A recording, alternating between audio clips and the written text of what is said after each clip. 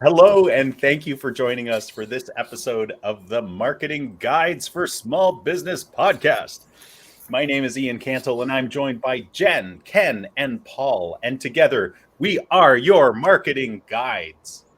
Today, we'll be exploring the topic of email nurture campaigns and how they are powerful tools for influencing prospects to become customers and also influencing customers to repurchase from you. If you're not leveraging nurture campaigns to guide prospects through their buying journey, then you are missing out on a marketing powerhouse and you are losing opportunities. Ugh. So let's jump in and look at what email and text nurture campaigns are and how you can start using them today to move prospects to become customers and customers to become lifetime customers. So Jen, let's start with you. What is lead nurturing? What is lead nurturing? So I'll talk about it mostly within email lead, the email, I guess, sandbox, if you will.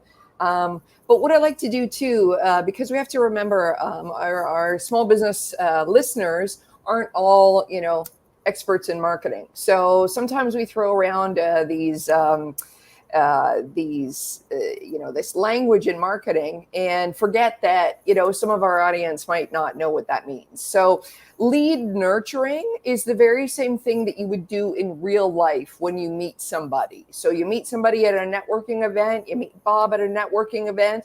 Probably you're not ready to buy from Bob. Probably you're not sure if you totally trust Bob. But if Bob makes a good impression, you're probably going to want to seek him out at the next networking event. You'll probably take calls from him. You'll probably start to, warm up and want to get to know about Bob and about his company. So in that way, you're kind of being nurtured along to learn more about Bob and his business. So the exact same way we get to know somebody or get to trust somebody in business in real life is the same way that we're talking about doing that online. So when we talk about email lead nurturing, it's the kind of thing that if you have ever, and everybody probably has, signed up for an email newsletter or an ebook or a downloadable checklist or something, and has come into somebody's email list, those subsequent emails that you get after you get your first checklist or your first ebook, that is what's being done to you is lead nurturing. So you are a potential lead, or you're a lead, but a potential customer for that business. And what they're doing is they're nurturing, warming you up, making you understand what is so different about their product or service, hopefully answering some questions that you may have about the product or service, warming you up and bringing you into their realm in order to, at the end of the sequence, hopefully turn you into a customer. Now the thing is that it's very important to be doing this, because I pulled some stats here from some of the stuff that you suggested, Ian. And there's just, of all the stats that stand out, there's two that are really, really important. If you only take away these two stats today, one is 63% of people looking for information about a company, a product, or service are not ready to buy that day. So don't be bringing in people to your email list and then feeling disappointed that they didn't purchase that day. That's, the numbers are not in your favor.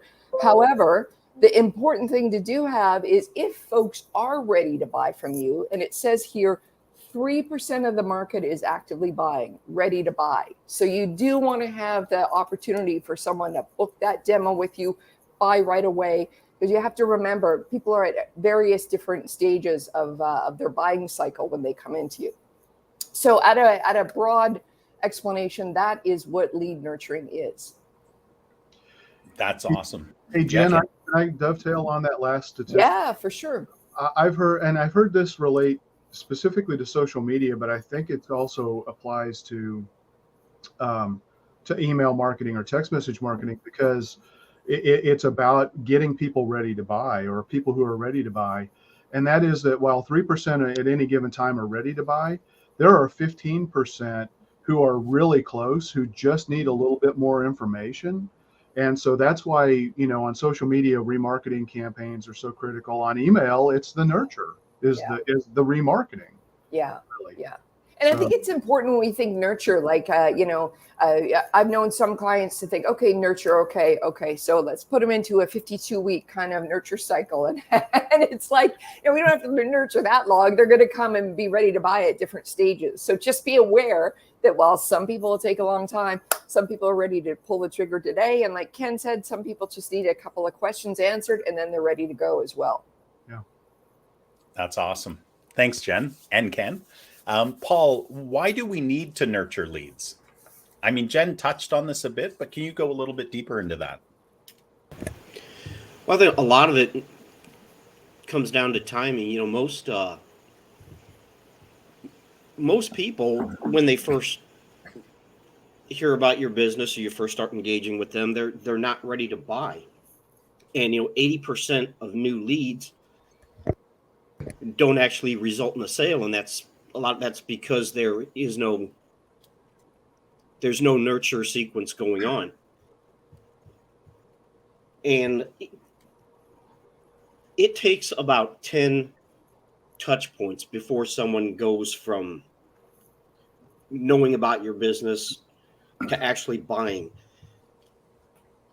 And if they're at the very top of that sales funnel, it's going to take some time to work them through from interest to trust to buy. And so a lot of it, like I said, most people, they don't start that buyer journey ready to buy something. They're trying to get information, to learn. And we've talked about content in the past. And email, if you have someone at the top of that sales funnel, so to speak, an email nurture sequence with links to blog articles or content, YouTube videos, whatever that content is, at the appropriate part of that sales funnel, is a really important way to help move people through that sales cycle.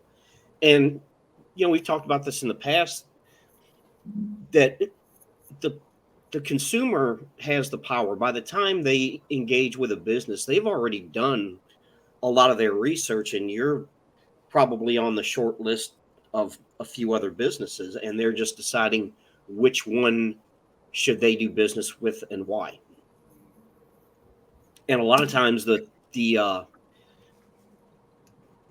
business that engages with the consumer is the one that's going to get that business. I had some friends that they needed a new refrigerator, and they were dealing with a couple different businesses, and the one that they chose to go with was the one that sent them.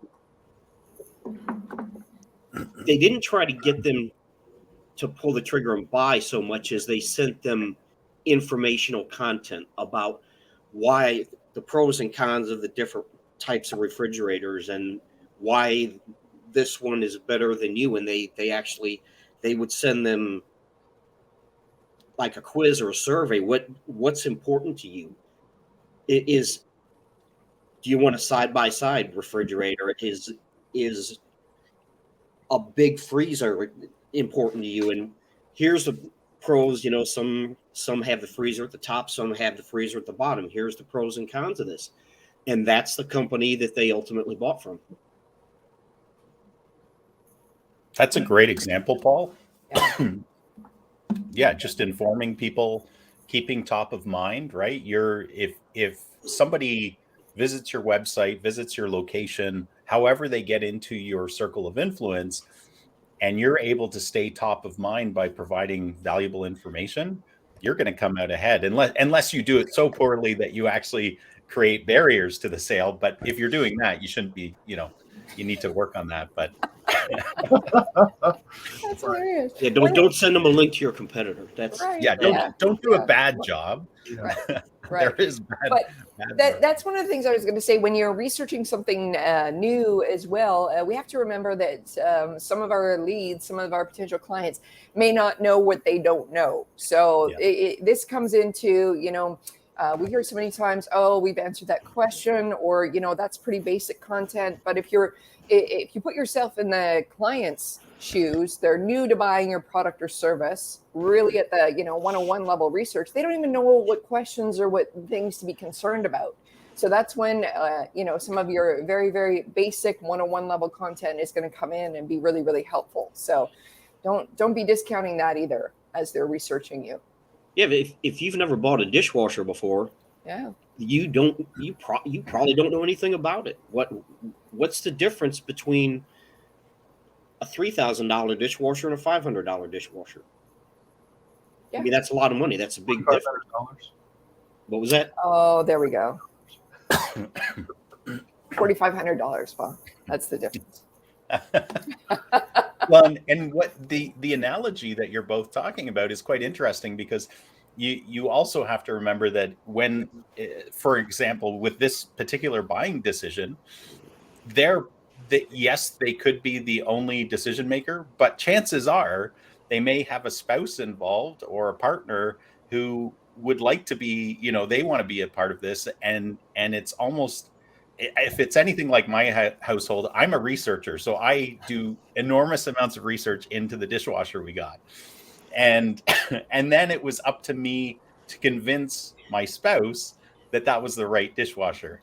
And part of that is being equipped by the provider of the dishwasher, maybe even the manufacturer, that these are the key features and benefits, or the color of it, which might just be the only criteria that your spouse or partner has. But the dishes have to be clean, and it's got to be silver. There we go. That's funny. But that's true too. I think we have to also remember as well that the person researching, they most likely have to go back, internally into their household or into the organization and kind of be your salesperson. So it's got to be, we got to be able to communicate and relay the information in a way that they can remember it and take it back and, in a sense, be our salesperson for us. And emails can be printed and they can be forwarded, right? So you can forward it on to another decision maker or whatever. The interesting, it just occurred to me, and maybe I don't think this is covering anything else that we were going to cover, but it's interesting about, I love this dishwasher analogy for some reason, because we've all been there, or a fridge, right? If you have the comfort of it not breaking down and it's just time to upgrade, the sense of urgency isn't as great. So you do more research, you have more time. But if it's urgent, your buying decision is much tighter. But you could be talking about installation services on top of that. In these communications, not only do we sell the product, we install it, and it's got a warranty and blah, blah, blah, blah, right? So lots of opportunities there to stay top of mind, position your core difference, and grow that relationship, nurture that relationship. So Ken, how can a small business nurture leads into customers using email? It's kind of, there's been little teasers throughout this conversation so far, but maybe you can just lay it out of how this works. Yeah. So, I mean, a couple of really important things. One is email marketing. Before I forget, the statistic that always blows me away is it has a return on investment of 4,400%. Tell me anything else in marketing that has that level of return on investment. So email marketing is critical. Now, email marketing, that's largely driven by, there are different kinds of emails. There are transactional emails. There are nurture emails, like what we're really focused on today. But don't let your buying bias define what you decide to do, because you are eliminating way too many potential opportunities when you do that. So it's really important to do that. A small business can, let me take a couple of examples. One would be a restaurant. You could have an offer for a restaurant that you send out in an email, and people can claim that. Okay, well, if they claim it, that doesn't mean that they've come into the restaurant and made a purchase. They just said, oh yeah, I want to get this coupon code. Okay, so if you just stop there, you don't get the sale. So what you need to do is you need to send text and or email, depending on the information that you have, to get them not only to say, I want this offer, I've claimed it, but to actually redeem it.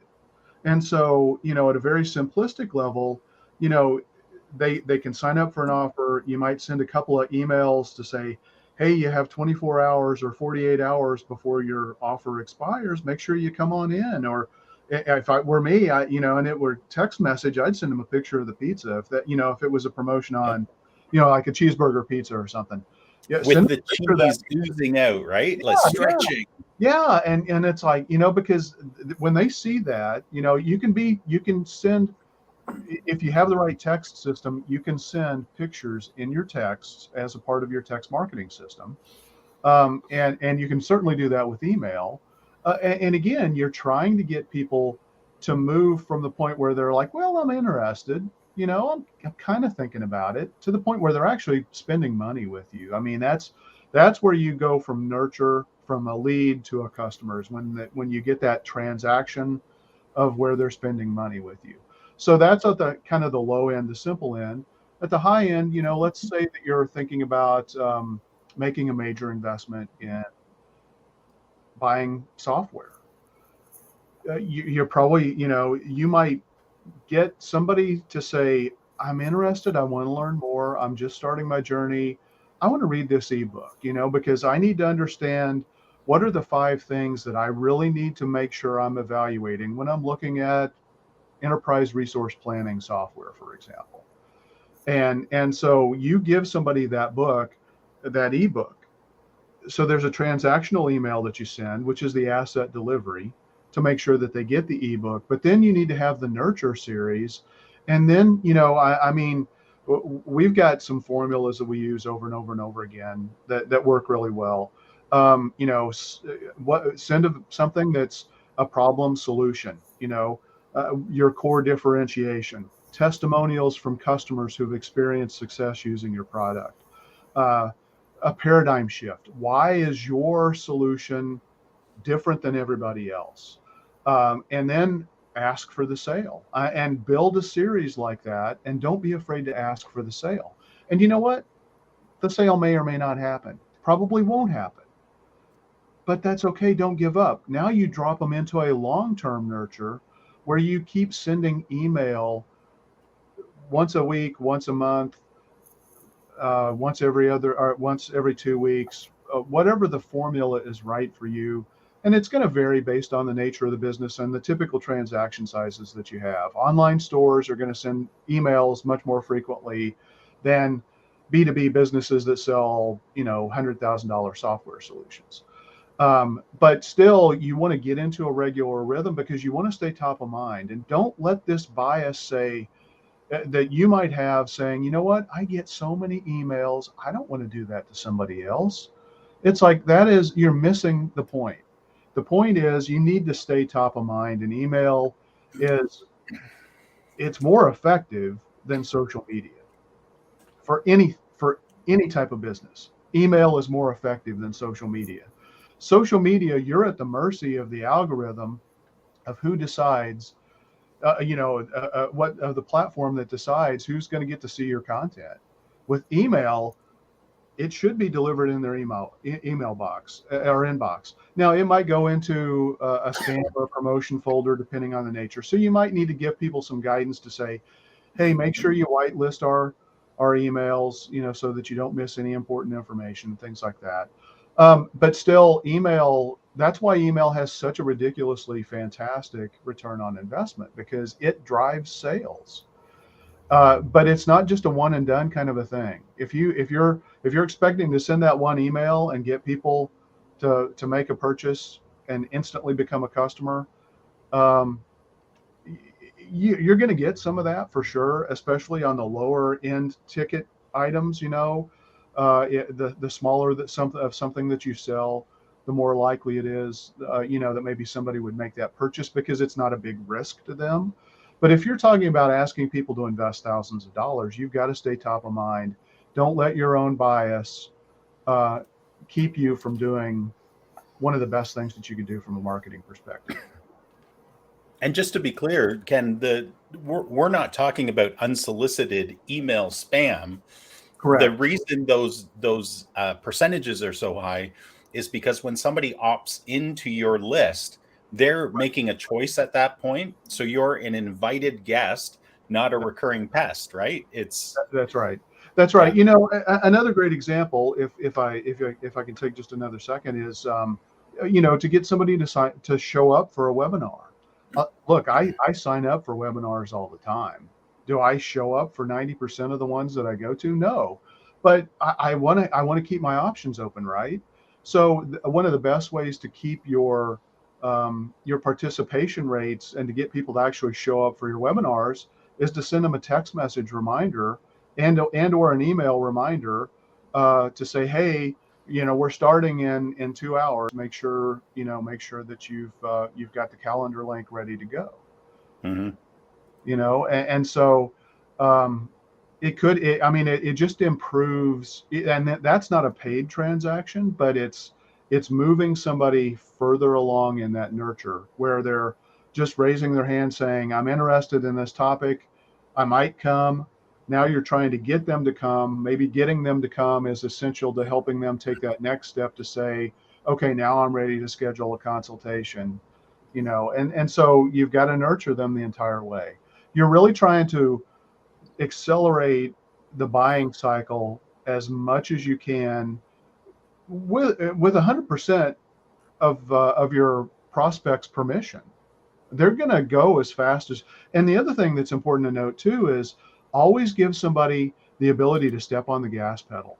So if you're doing like the webinar and you're, you know, in your email, have them an opportunity to say, you know what, I may or may not go to this webinar even though I signed up for it. Give them a gas pedal that they can step on and get immediately to that consultation or to that try offer. So you always want to include that as an element of your email, because, you know, everybody is, like Jen said, 3% of people are ready to buy now. 15% are pretty close to ready to buy. So give them the opportunity to accelerate that timeline even faster. And you can do that through an email nurture series where you're still doing the slow nurture, but have an accelerated option. And just so everybody knows, 3 plus 15 is almost 20. And that's a bigger number, right? We can all relate to 20%. Yeah. One of the things I thought would be important before we move on to the next question is I don't think we've actually used the word relationship.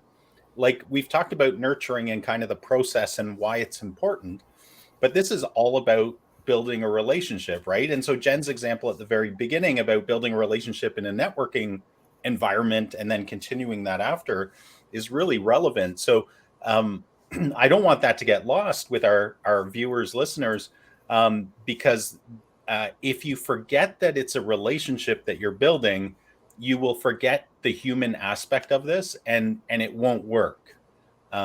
You'll be robotic, or you'll be so focused on conversions or transactions that you're losing sight of, I'm trying to help people here by helping them make an informed decision as best as possible. Obviously, you own the court. You can frame it in a way that's positive for your business, but don't lose sight of that. Yeah. Ken, you segued really well into the next question, because I think some real life examples would be helpful for our listeners to understand this concept better. So I wanted to go around our panel and each of us share some examples of email lead nurturing campaigns. And it can be email customer nurture campaigns as well.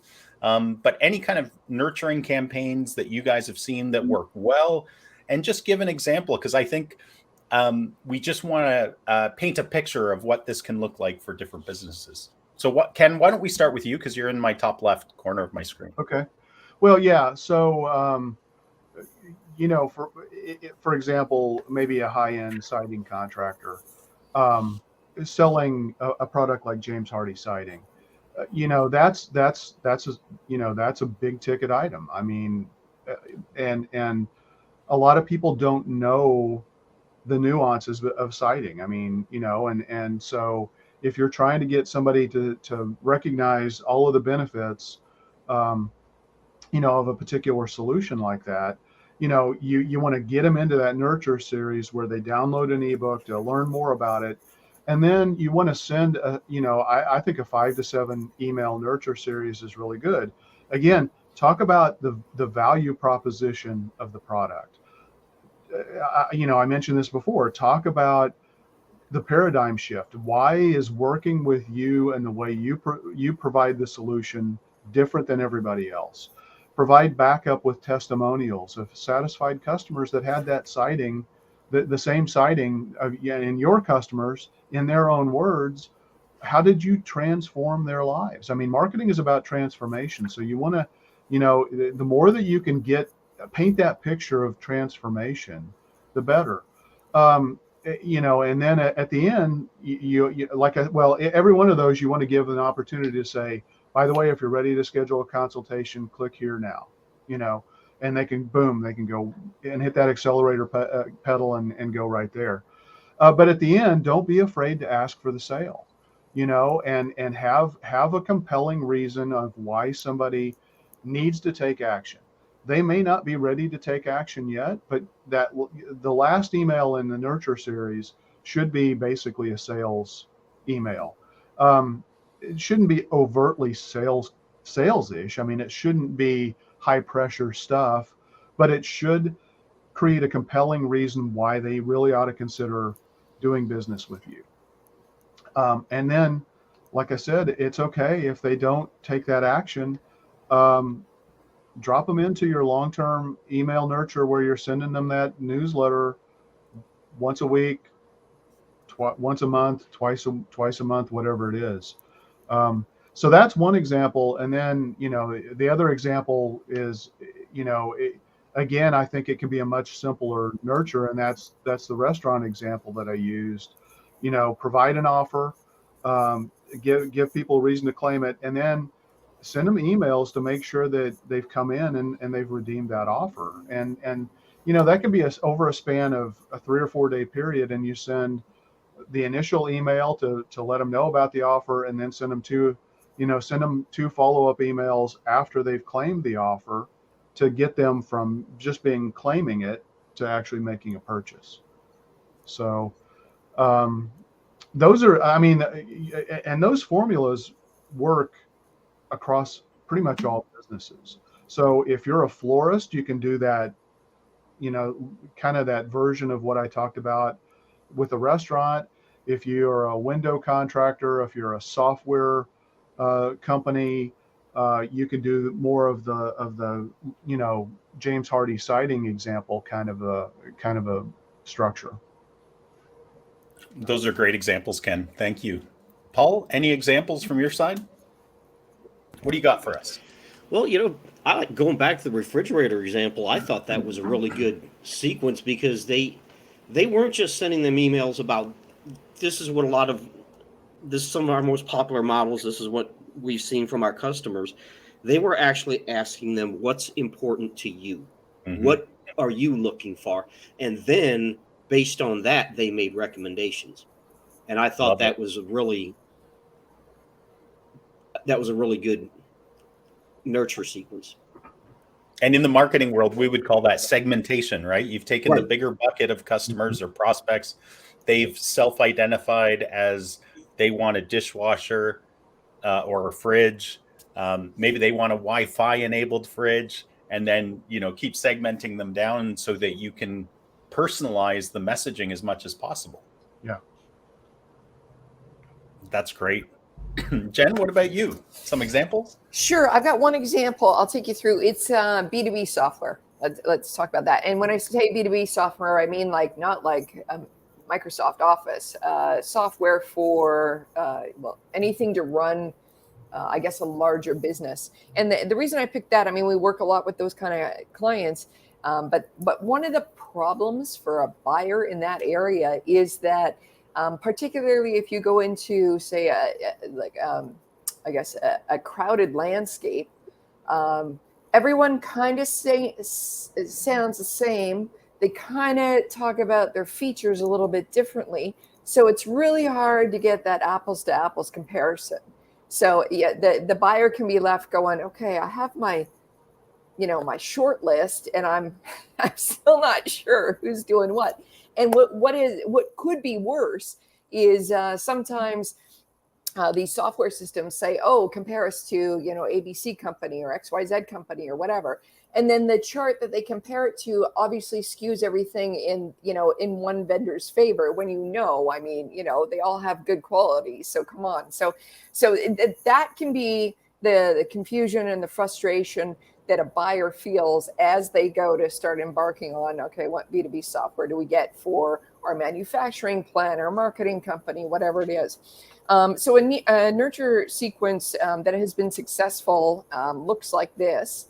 So they're going to be signing up for download the ebook or download a checklist or, just something at the, I start to know you. Let me get to know what this software is about.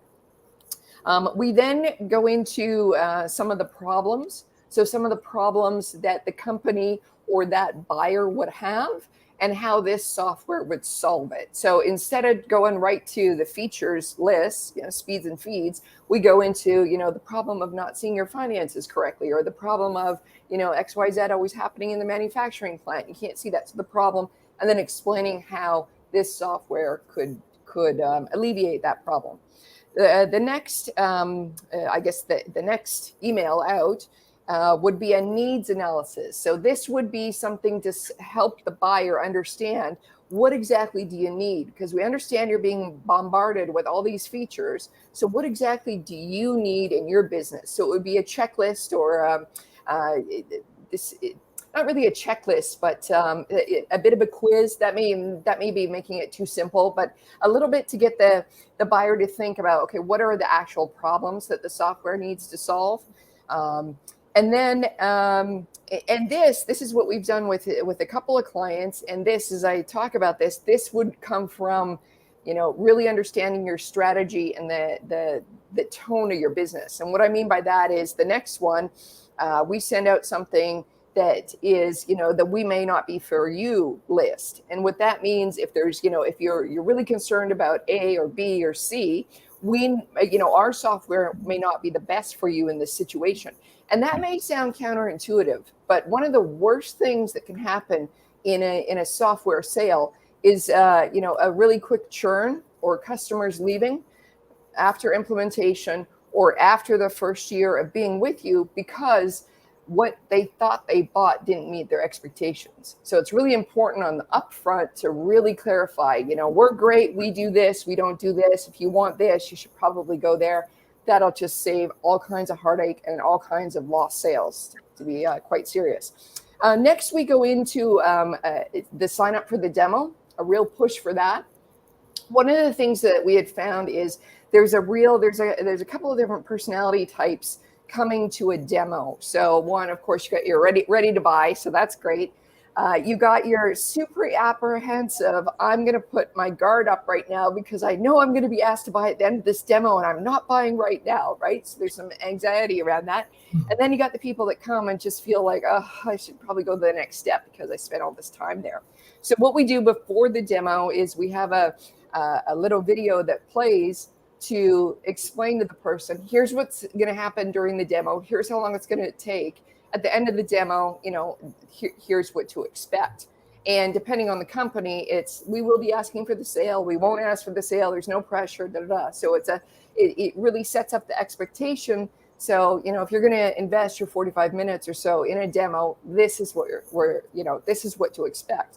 And with that, they found that it was the folks coming to the demo, even if they weren't ready to buy, they were definitely, a worthy lead that needed more nurturing, but they were in a much, much more open mindset and much, much more ready to, pursue the sales process with that.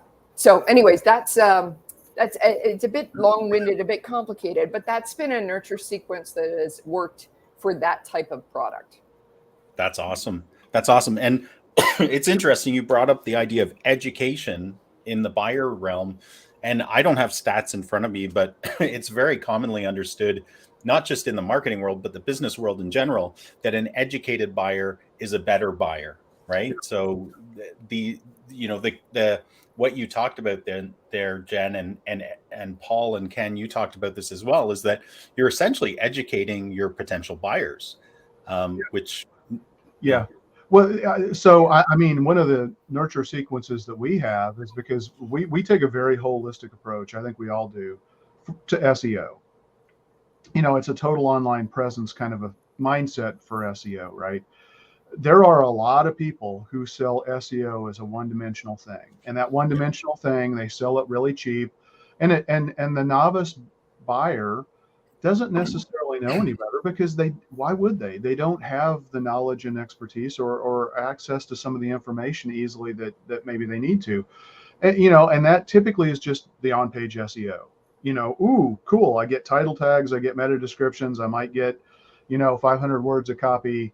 Maybe I've got, good things here or there, but the on-page, well, that's not really a multi-dimensional holistic approach to SEO. So when somebody interacts with, any of our pieces of content, we'll send them information about the role reputation plays, the role social plays, the role directories play, the role, that technical SEO plays, the things that are not necessarily obvious and behind the scenes, which could be like page load speeds, or inbound links, or care and feeding of fixing broken stuff on the background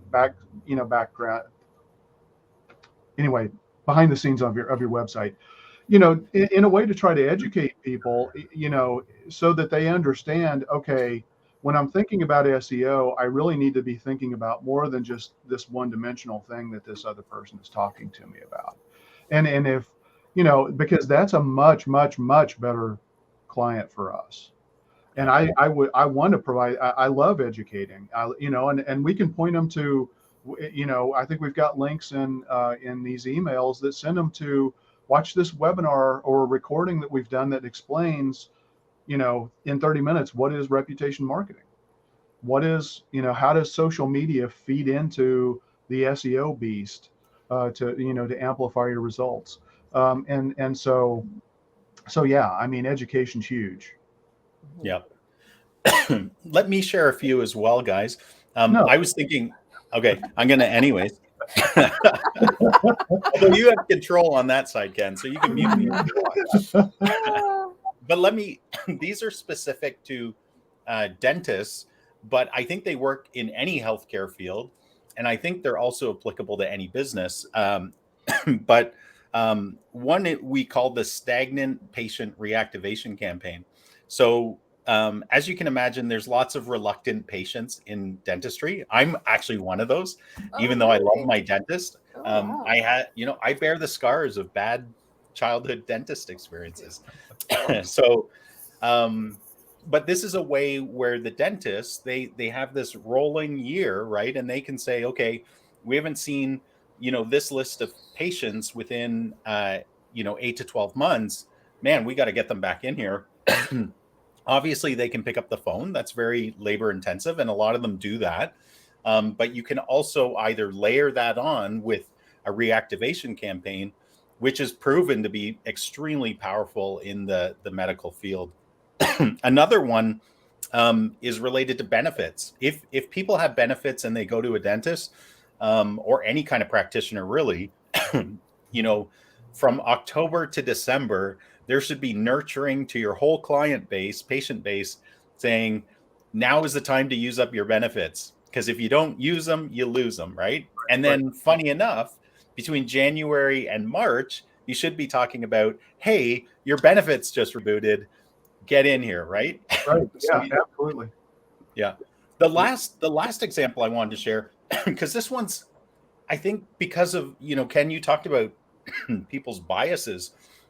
There's this bias against e-newsletters in the world in general, business world in general. But I would say even in the marketing world, some marketers hate e-newsletters. But here's the thing. They actually work. So as a real life example, we do this for our clients, whether they're in dentistry or any other business.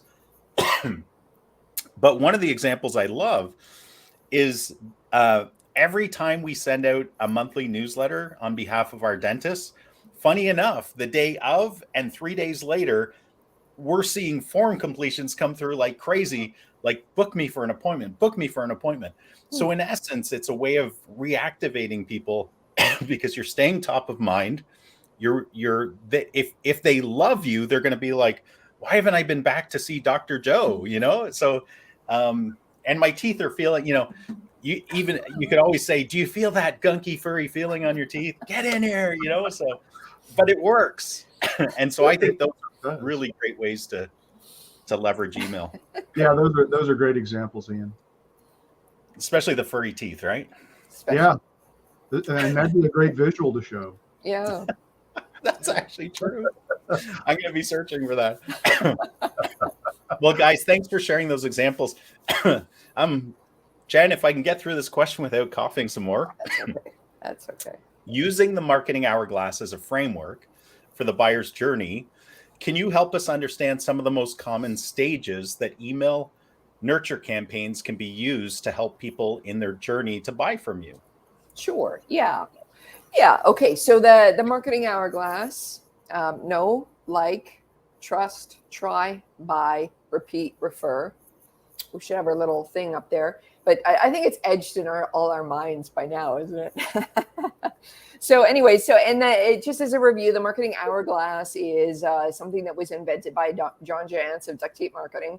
And the importance of it is we often talk about a sales funnel, and then the sale being where the funnel starts. So this is like a double-edged funnel, has the shape of the marketing hourglass, and really makes us think that the sale is not the end of the relationship with the customer. You want the repeat sale, you want referrals, and so that's how that came about. So as a framework here, so the know stage, of course, I mean, it sounds obvious, but people have to know about your business, your company, your product in order to start to understand, would it be a good product or service for me? So that's where the awareness comes in. You got to be out there, promoting yourself. So they have to know about you. They have to know enough about you to want to get closer to you, to want to sign up for your email newsletter, to want to sign up for that checklist, to want to sign up for something to get to know a little bit more about the product or service. So that would be in the like stage. So that first sign up for the email newsletter, first sign up for the ebook, the checklist. Now that they're in the cycle, know, like, trust. So you have to start ensuring that the subsequent emails that come out to them help to build trust with your product, your service, your brand, your team, with that person. And that could be information about how long you've been in business, how many customers you have, what the product depth is. I mean, you're still staying, a little bit lighter on everything because you're still trying to build that relationship. Now you come down to the try stage. And try would be some kind of low cost, low risk offer, low risk, low time period. So it's not a huge commitment for the lead. If that they are unsure, or if it turns out not to be a good fit, it's not a great commitment on either side. However, it turns out to be an excellent fit. It's a really good taste of what you can do for them. So for us, all of us on the call here, we do have that TOPA, so the Total Online Presence Audit. So that for us, within 7 days, we do a complete analysis of your online presence with your company and be able to give you reports back on where you're winning, where you need to pull up your socks, and where we can help. Typically, it's 7 days and typically under $1,000. So for a lot of businesses that we work with, that's the kind of thing that would be like, okay, within 7 days, I know whether I want to work with you guys or not. That's great. On day 8, if we're in, we can go forward. If day 8, we don't want anything to do with each other, it's 7 days and away you go. So think about that in your business, products, services, consultations, that kind of thing. What's something low? And when I say low value, I mean low cost value. We're not talking, hundreds of thousands of dollars, but something where someone can put up a little bit of risk and just try you out.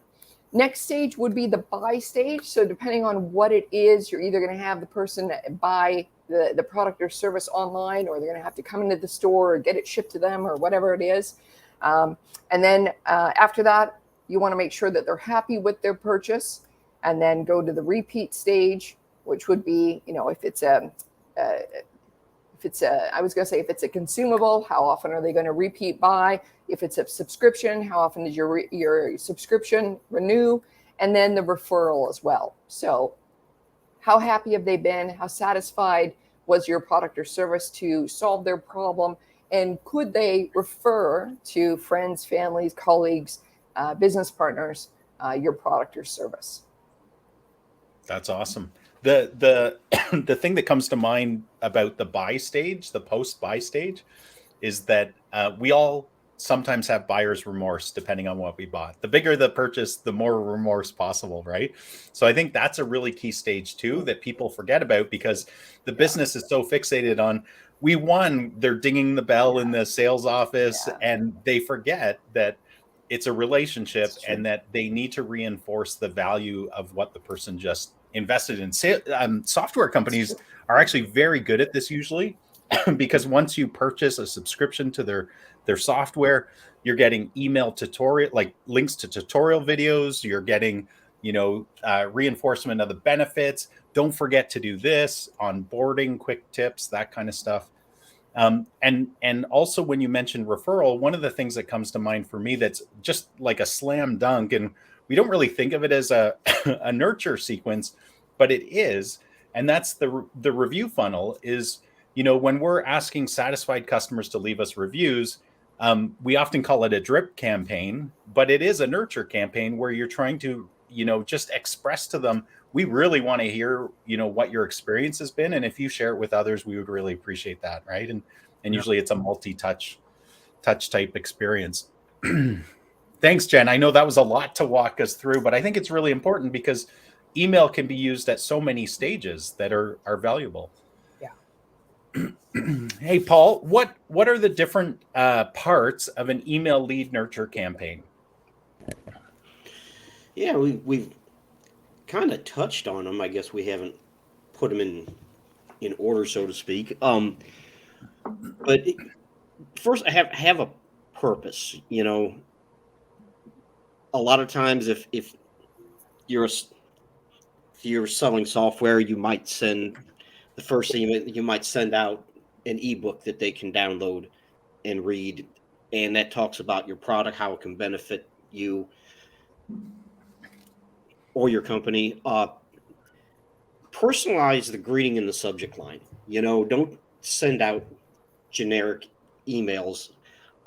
Address their pain points.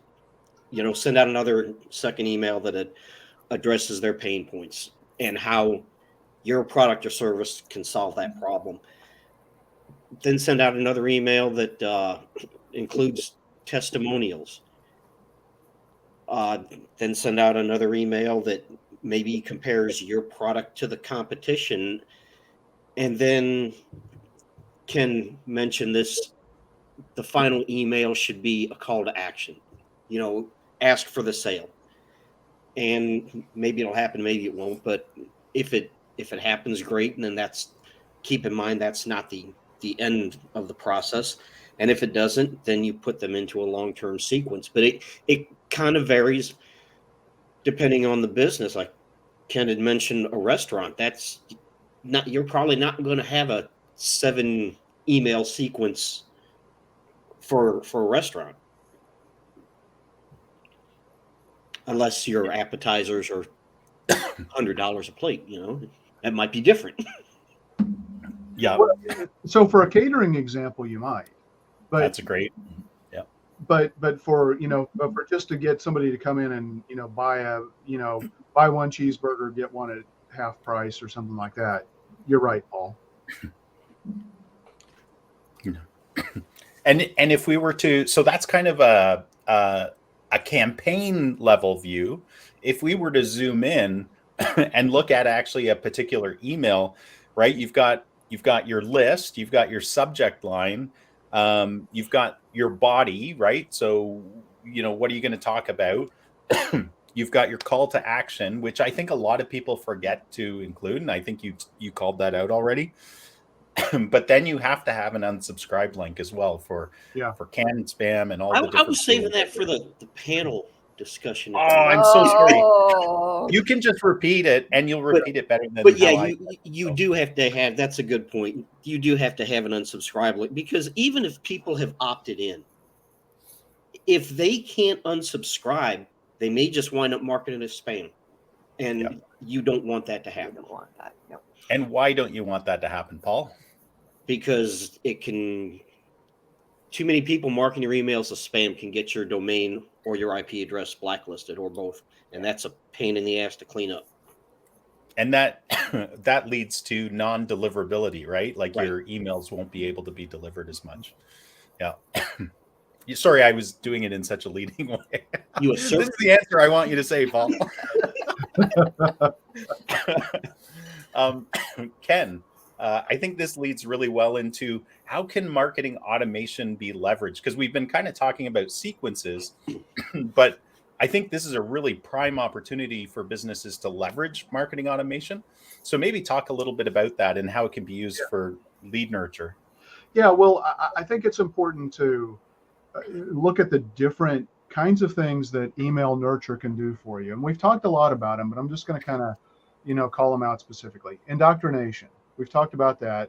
When somebody signs up for your newsletter, they download an ebook, they get onto your list, or they become a customer, you want to send them a series of messages that tell them what to expect next.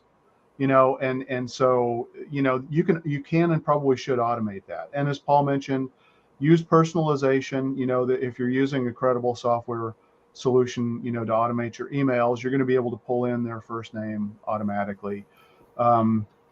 You can ask people, if they've taken that first step, you can use an email series to get them to take that next step.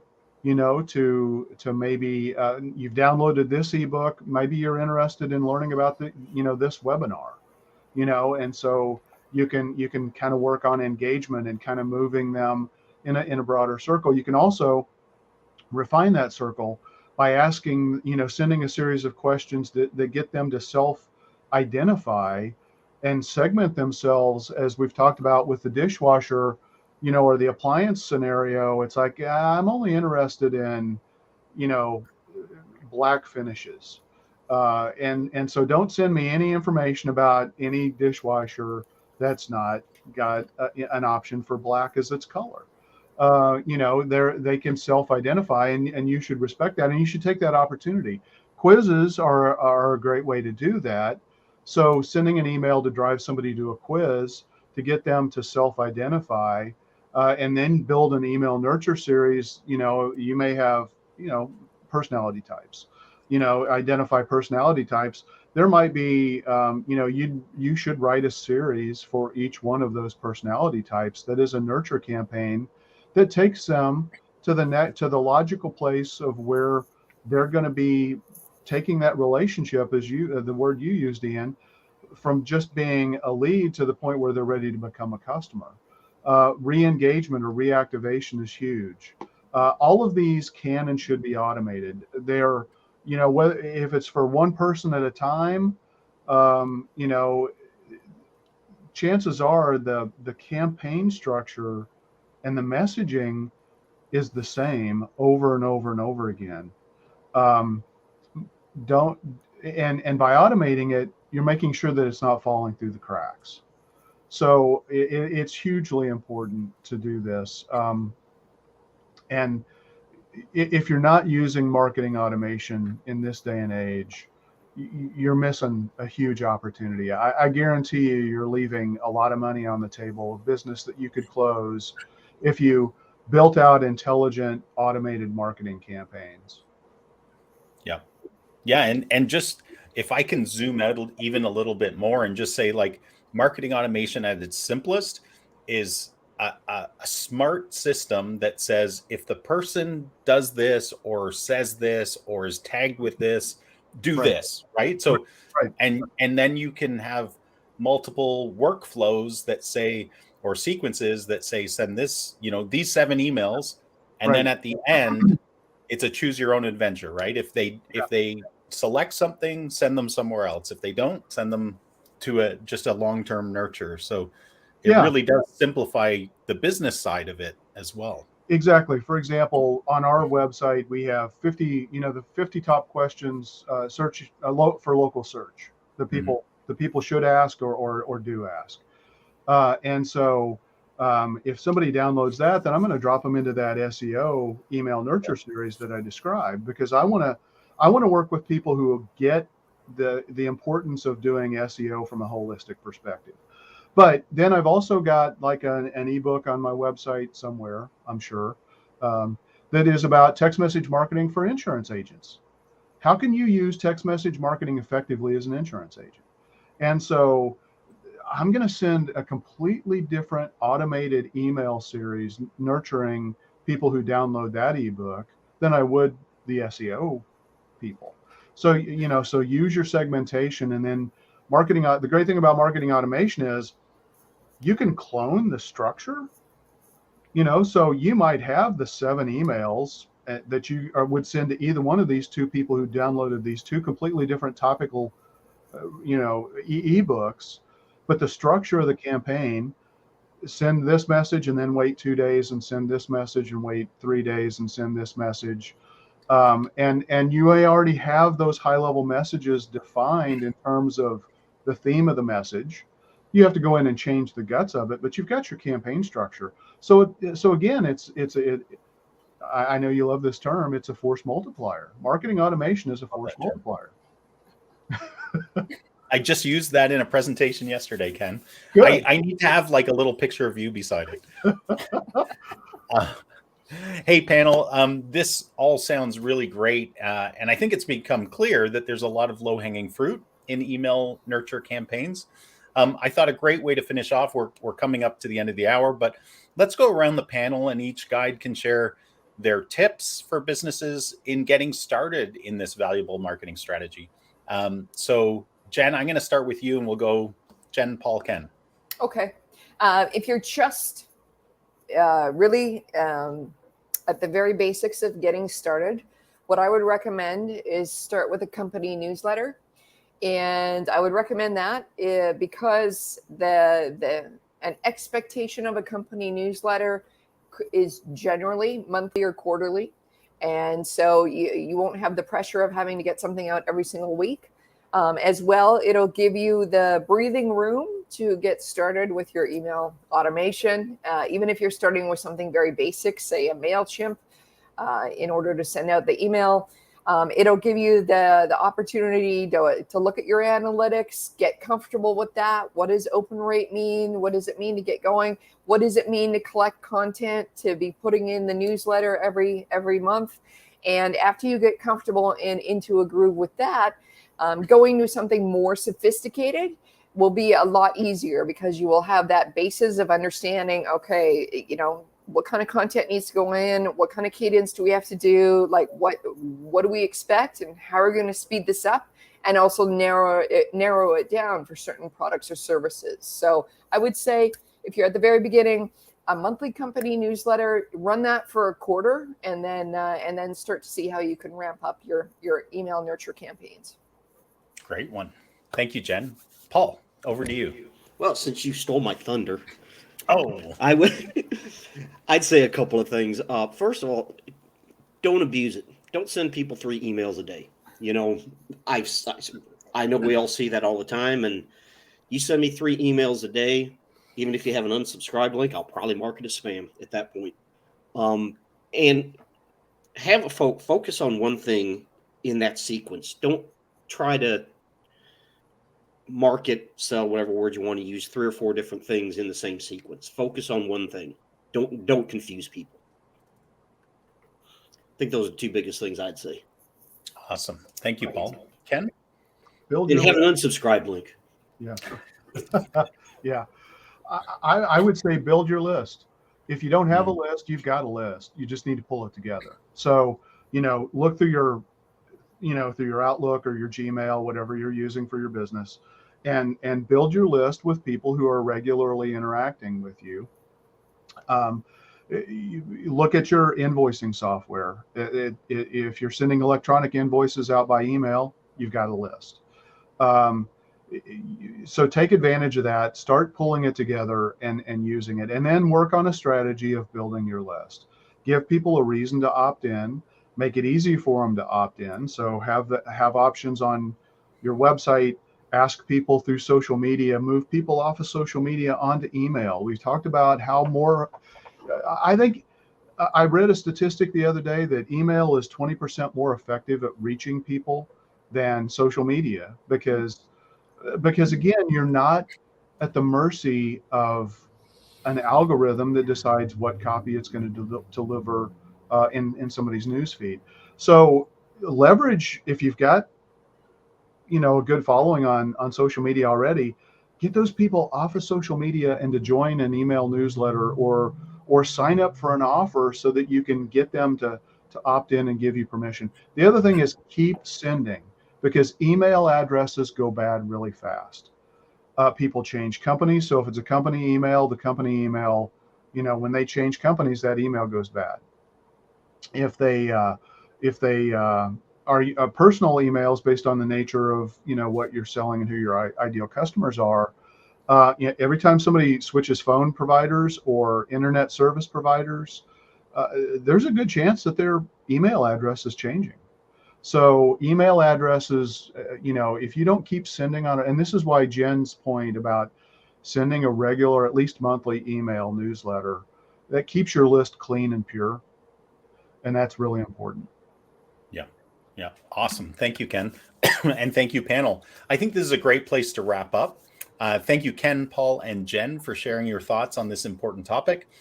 And thank you to our audience for joining us today. I hope you found this topic valuable.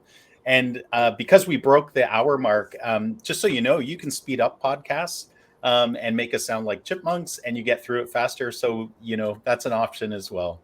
So please share this link with other businesses or colleagues or friends or family who could benefit from it. And until next week, keep calm and market on.